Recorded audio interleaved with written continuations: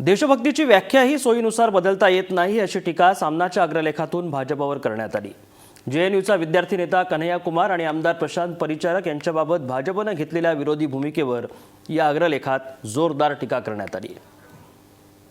ग्राफिक्सच्या माध्यमातून पाहूया नेमकी काय टीका आजच्या सामनाच्या अग्रलेखात करण्यात आली।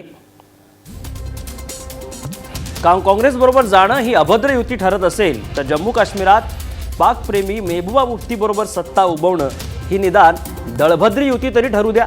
पण शेवटी या सर्व व्याख्या आता आपापल्या मतलबानं ठरत असतात। मतांच्या फुगलेल्या आकड्यांवर देशभक्तीच्या व्याख्या ठरू लागल्या तर देशाचा कठीण काळ यायला सुरुवात झाली असं समजायला हरकत नाही। देशभक्तीचे मुखवटे घातकच आहेत। नोटाबंदीस विरोध करणारे भ्रष्ट किंवा देशविरोधी आहेत हे सरकारी म्हणणं आहे। पण नोटाबंदीनंतरही सीमेवरील जवानांचं बलिदान थांबलेलं नाही व सरकार अपयशी ठरलं आहे हे कोणत्या देशभक्तीचं लक्षण मानायचं असा सवाल या अग्रलेखातून विचारण्यात आला। देशभक्तीचे मुखवटे लावूनच सगळे देशामध्ये आणि महाराष्ट्रामध्ये फिरतायत। शिवसेनेने एखादी गोष्ट केली, नोटाबंदीला विरोध केला की देशद्रोह। शिवसेनेने एक भूमिका घेतली की ती देशभक्तीची नाही म्हणजे काँग्रेस बरोबर जाणार। कोण चाललंय काँग्रेस बरोबर?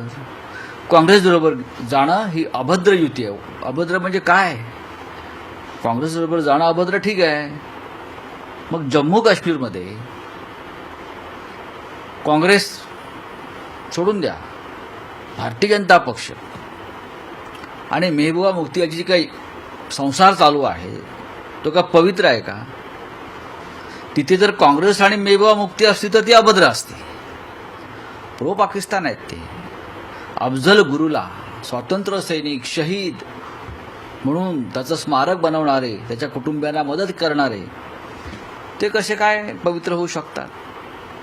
काँग्रेस आहेच ना, काँग्रेसविषयीच आमच्या मनात जी चीड आहे ती आहेच।